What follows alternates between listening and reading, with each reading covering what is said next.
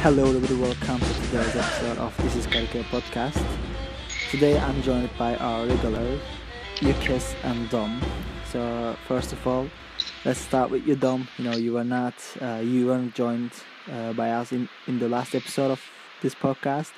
So how are you? I'm very good, thanks, Ilkai. Unfortunately I couldn't make the last one, but I'm looking forward to today's episode. How are you? Thank you very much. Yeah, and good to have you back. I'm good too, thanks. What about you, Yukes? Thanks. Great to be back again. Sun is shining, weather is fine. Hanging here with my good friends in this podcast. So, what could be better? Yeah. Last days in Finland, it's very sunny, I guess, because every time you join the podcast, it's sunny everywhere. I thought Finland is supposed to be cold, and it's supposed to be. Yeah, but this summer has been, better than ever. Yeah, it's good to hear that, man. You're having good mood. And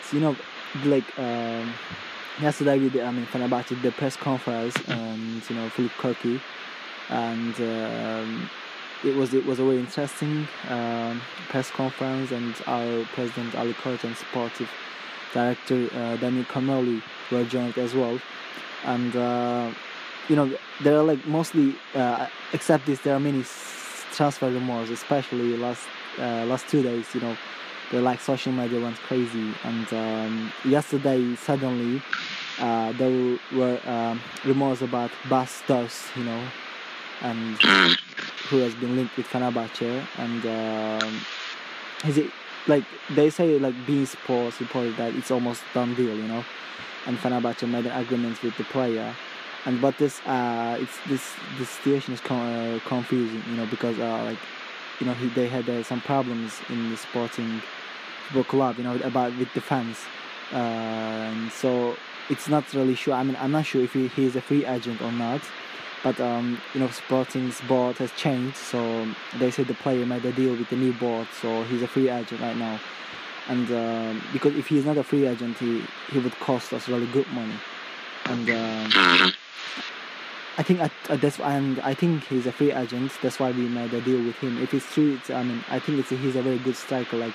In his last season with Sporting, he played 49 games and scored 34 goals and made 4 assists. And this is really, wherever he goes, he has really great statistics.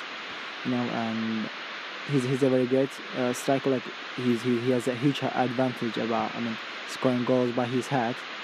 And a very good finisher in my opinion. So Dominic, let's start with you. What do you think about Bas Dost? Do you think if the rumors are real and we already made a deal with him, do you think he would add a very quality to Fenerbahçe?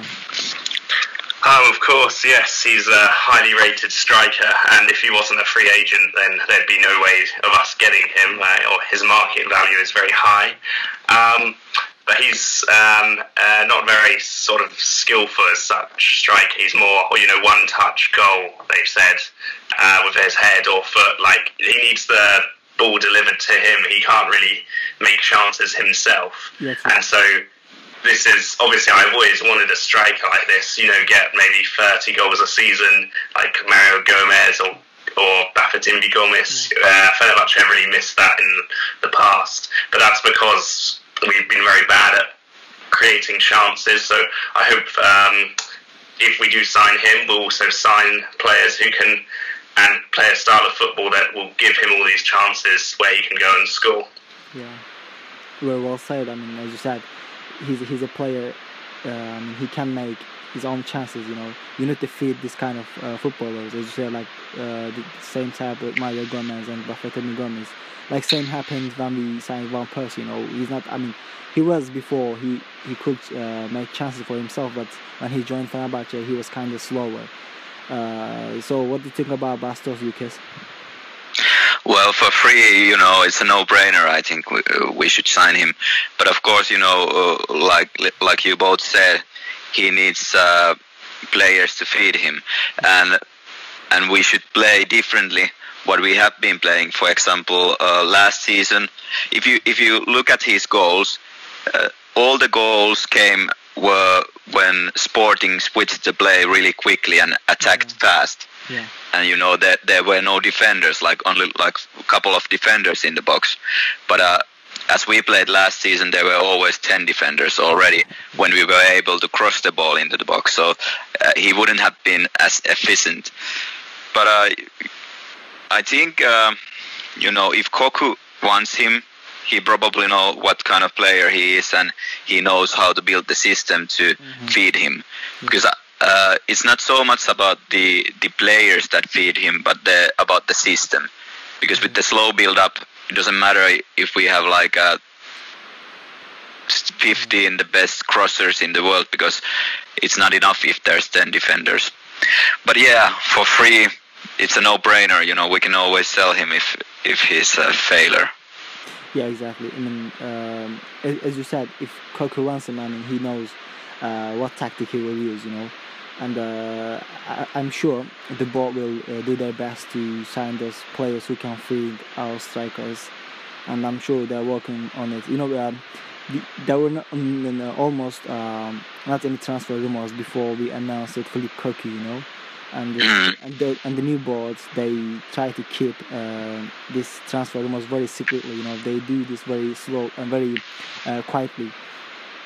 And I mean, except Bastos, you know, today is, you know, all rumors about Jack Wilshere, you know, the English midfielder, the 26-year-old, and like people, there are many people say that he's in Istanbul, you know, and especially reports say that he arrived in Istanbul yesterday for negotiations with Fenerbahçe, and he was in the same private jet as Philippe Koku, and that air transport and services company owned by Koç Holding, and he was hidden from the media.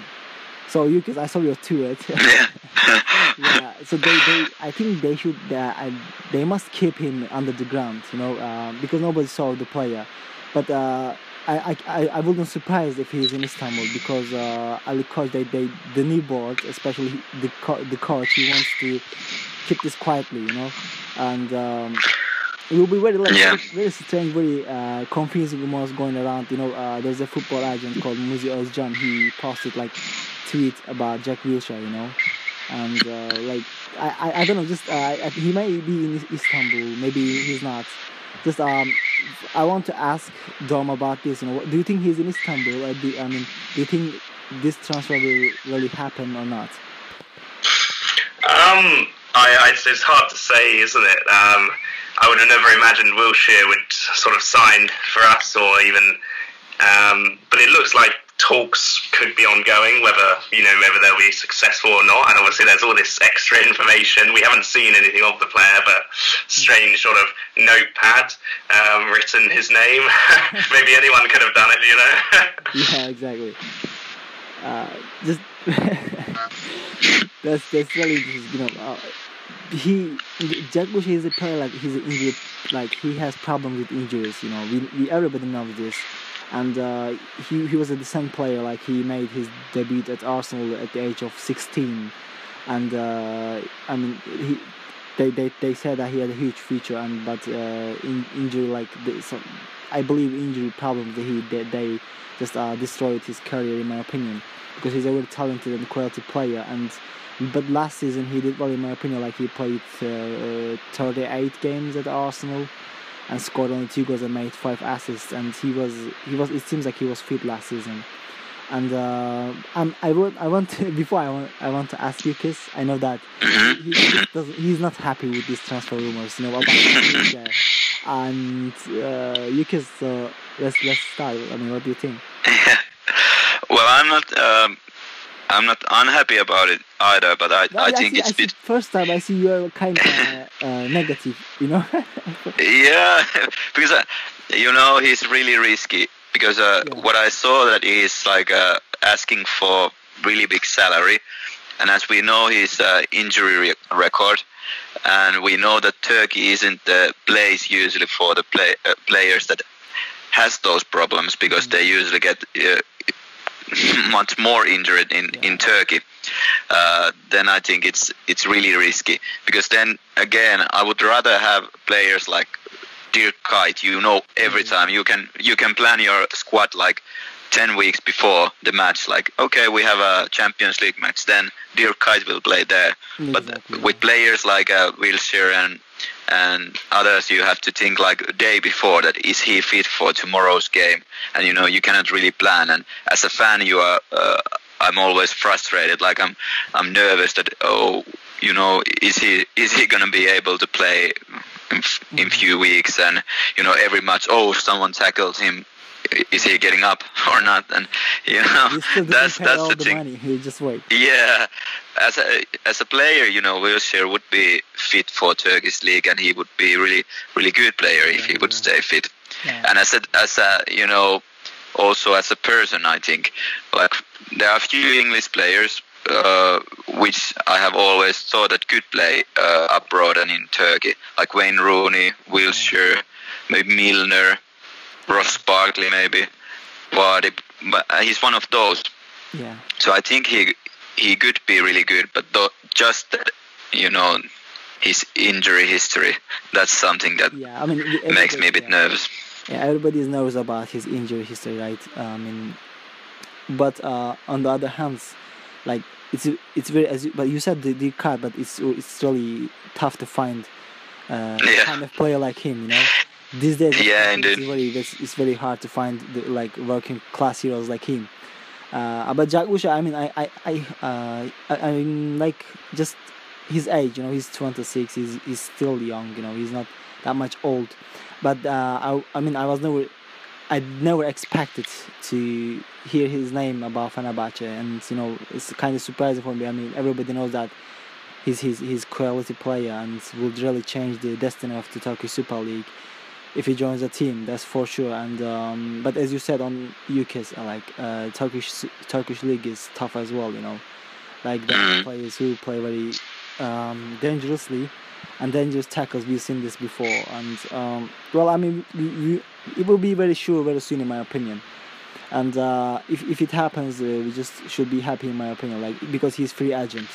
For sure. Yeah, it would have been really almost very difficult to sign a player like Jack Wilshere. I mean, you couldn't even pay his value as we are facing financial fair play problems. People say that. We all know this. English players, they mostly don't leave the country.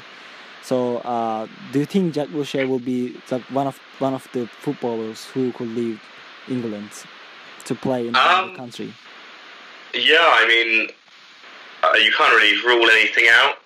Obviously, not many English players really like to leave, or they don't like to, or English players, if they leave, they don't often come to Turkey as such. But I think if he does, I think it would sort of be more viewed as like a sort of regeneration move for his career. But he wants to keep playing at the top, because in England, the top teams don't want him. If he stays in England, he'll sign for like West Ham, Crystal Palace, and maybe he doesn't want that. And obviously, so maybe lots of people have compared him to the old English player Paul Gascoigne, and Gascoigne left England to play for Lazio in Italy at one point in his career. So maybe Wilshere will do the same. You will see very soon, in my opinion, and I think they're talking about the money at the moment with Fenerbahçe, and it will be good if we sign him, because I'm telling you this because he's free agent. We will not pay any money to Arsenal, so and having a player like Wilshere is huge, and if he is fit, he will really dominate the midfield against the opponents. This will be huge. And we have been linked with Marco van Ginkel a lot, but latest rumors say he got injured and he will be out for a month or 2 months. So it seems like the transfer is already cancelled. So I think you're happy with that, UKIS, or not? Well, yeah, now after the latest injury, because he also had a history of lots of injuries, and now he's injured again, so I don't think he could play more than maybe 10 to 15 league games in a year, so it's not too wise, because it's also hard for the coach to plan with the players like that. Yeah. So what do you think of Marco van Ginkel? I mean, would you prefer him? To Wilshere, I think I would prefer Wilshere. I think Van Ginkel might be maybe a better option, but he got injured, and obviously Wilshere's got problems with injury.